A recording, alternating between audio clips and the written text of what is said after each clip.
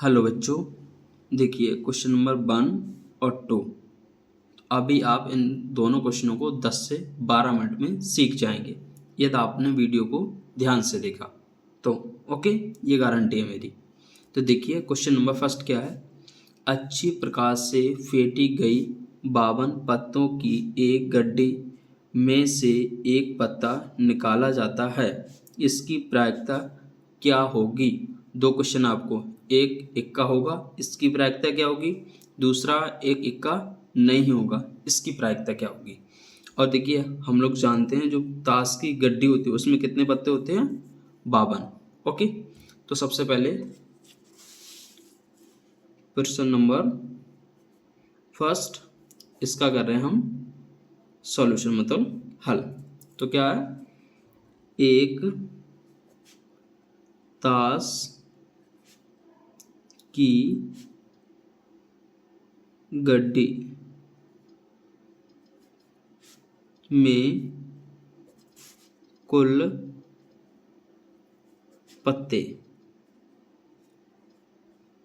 से कितने होते हैं, 52। ये बात हम लोग जानते हैं, कितने पत्ते होते हैं, 52। अब आपको बताना है एक इक्का होगा, इसकी प्रायिकता क्या होगी। एक इक्का होगा, इसकी प्रायिकता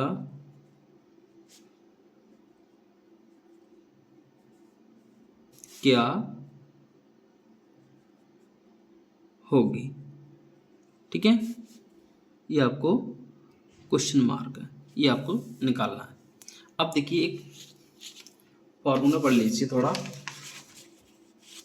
ये है पीई और ई के अनुकूल परिणाम। कहने का मतलब अनुकूल परिणाम की संख्या आपको ऊपर लेनी है और कुल संभव परिणाम मतलब कुल परिणामों की संख्या नीचे लेनी है। तो समझिए, जैसे एक ताश की गड्डी है तो इसमें कुल परिणाम कितने हो जाएंगे, 52। तो लिख सकते हैं हम कुल संभव परिणाम बराबर 52। अब देखिए जो गड्डी होती है उसमें इक्का कितने होते हैं, 4। अगर आपको नॉलेज हो गड्डी की तो क्या होता है, उसमें इक्का कितने होते हैं, 4। अब देखिए एक इक्का निकालना। अब वो देखिए उसमें ईंट का भी होता है, चिड़ी का भी होता है, पान का भी होगा, हुक्म का भी होता है। पर उसने ऐसा कुछ नहीं कहा है कि हुक्म का हो, ईंट का हो, पान का, ऐसा तो नहीं कहा ना। तो आपसे कहा है एक इक्का हो, तो इक्का कितने होते हैं, 4। तो इस लिख देंगे कुल अनुकूल परिणाम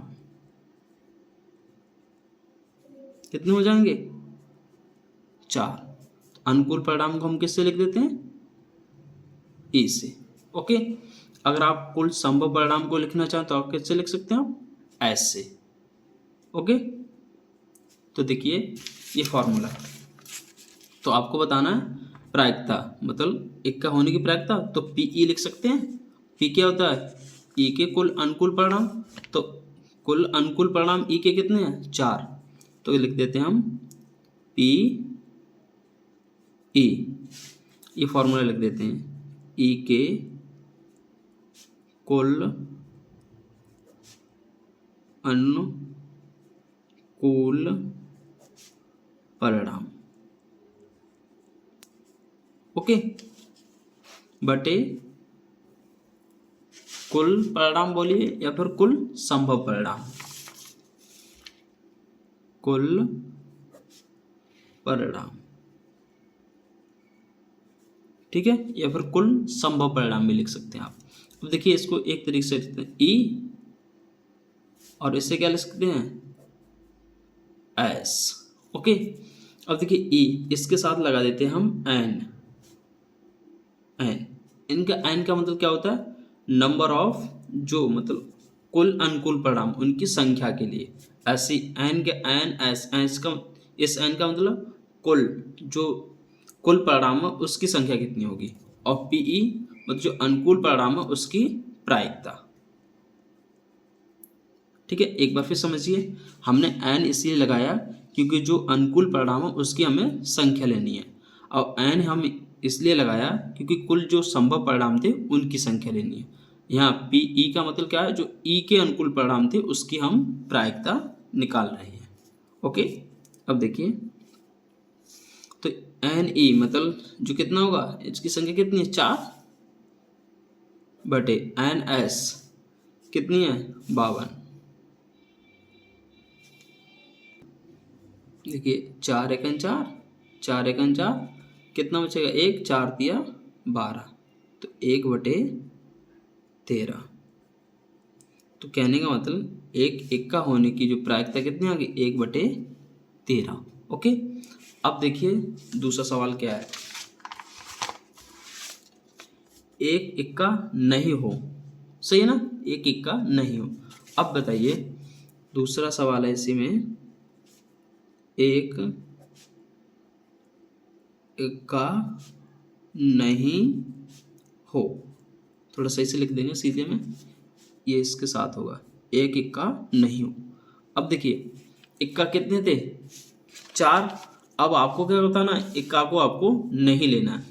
अब कुल पत्ते 52 है, आपको इक्का को हटा देंगे सारे इक्का को, तो कितने बचेंगे, 52 माइनस 4 बराबर 48। ओके, तो कहने का मतलब कुल जो अनुकूल परिणाम है कितने हो जाएंगे, 48। तो हम लिख देते हैं एन ई, डार्क लिख देते हैं, एन ई कितना हो जाएगा, 48। ओके, तो अब इसके निकाल दिए, तो पी ई, देखिए अनुकूल परिणाम को आपको ऊपर लेना, एन ई तो कितना 48, और एन एस ये तो आपको कुल है, कुल संख्या कितनी थी, 52, सही है, बटे 52, काट दीजिए, 4 एकन 4, 4 दूनी 8, नीचे काटिए, 4 एकन 4, 1 बचेगा 12, 4 दिया 12, तो पी ई कितना है, 12/13, ये आपका दूसरा आंसर हो गया। ओके, तो हमने बता दिया एक इक्का नहीं हो उसकी प्रायिकता कितनी होगी, 12/13। अब क्वेश्चन नंबर 2 को देखिए, मयंक ने अपने बगीचे के लिए एक पक्षी स्नानागार बनाया है जिसका आकार एक खोखले बेलन जैसा है, जिसके एक सिरे पर अर्धगोलाकार बर्तन बना हुआ है। बेलन की ऊंचाई 1.4 मीटर है, 1.45 मीटर है, और इसकी त्रिज्या 30 सेंटीमीटर, कितनी है, 30 सेंटीमीटर है। इसी पक्षी स्नानागार का संपूर्ण पृष्ठीय क्षेत्रफल ज्ञात कीजिए। ओके, पढ़ लिया आपने सवाल। अब देखिए, एक पक्षी स्नानागार बनाया है, किसने, मयंक ने। अब वो कैसे, खोखले बेलन जैसा। तो सबसे पहले एक बेलन बना लीजिए, चित्र बन गया ना, समझ लो सवाल हो गया हल। ये मैंने बना दिया एक खोखला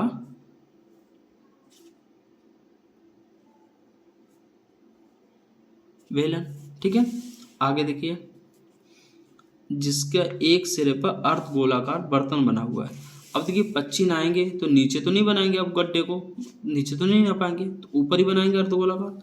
तो ये इस तरीके से बन जाएगा अर्धगोलाकार गड्ढा बन गया। इसमें क्या होगा, वो पानी भर देगा, इसमें पक्षी नहाते रहेंगे। ओके, समझ गए ना। तो ये क्या बन जाएगा, चित्र इसका। आगे देखिए, बेलन की ऊंचाई 1.45 मीटर है। ये बेलन ये रहा, तो इसकी यहाँ से यहाँ तक की ऊंचाई है 1.5 मीटर। आगे देखिए,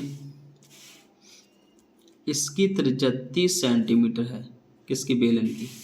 अब देखिए, चाहे आप यहाँ से यहाँ तक की त्रिज्या देखिए यहाँ से, या फिर आप यहाँ से यहाँ तक की त्रिज्या, तो ये बराबर ही तो होगी। अब एक चीज़ और है, जो अर्धगोलाकार इसी में होगा तो इसकी भी त्रिज्या अर्धगोले की और बेलन की सेम होगी। तो कहने का यहाँ से आर कितना होगा, आर बराबर 30 सेंटीमीटर। ओके, तो सबसे पहले क्या लिखेंगे, प्रश्न नंबर 2 था, यहाँ डाल देंगे और हम सॉल्यूशन करेंगे। एक बर्तन जो खोखले बेलन का है, जिसका एक सिरा अर्ध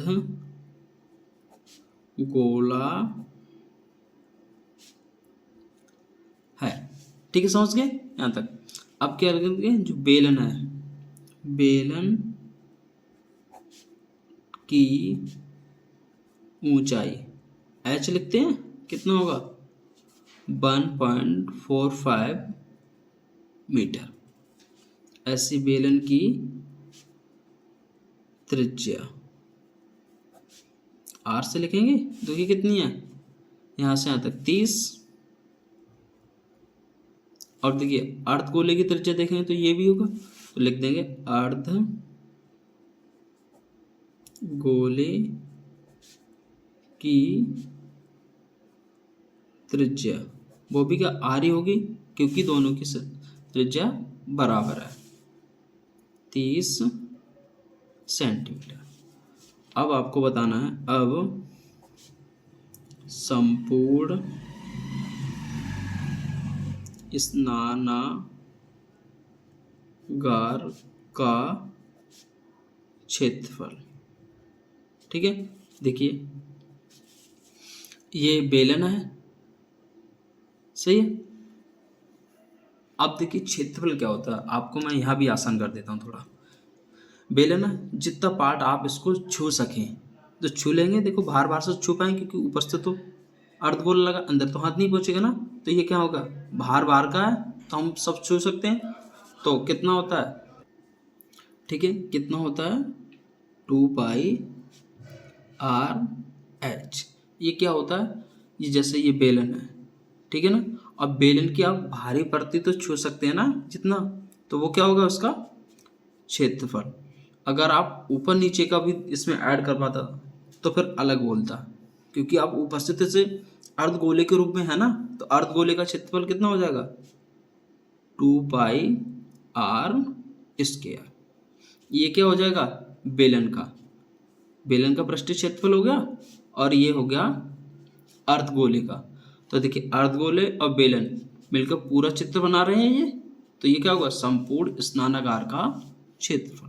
ठीक है, समझ आ रहा है, एक बार फिर समझिए, जो बेलन है, बेलन का जो क्षेत्रफल कितना है 2πr/h, अर्धगोले का कितना है 2πr²। ओके, अब मान को रख दीजिए 2π,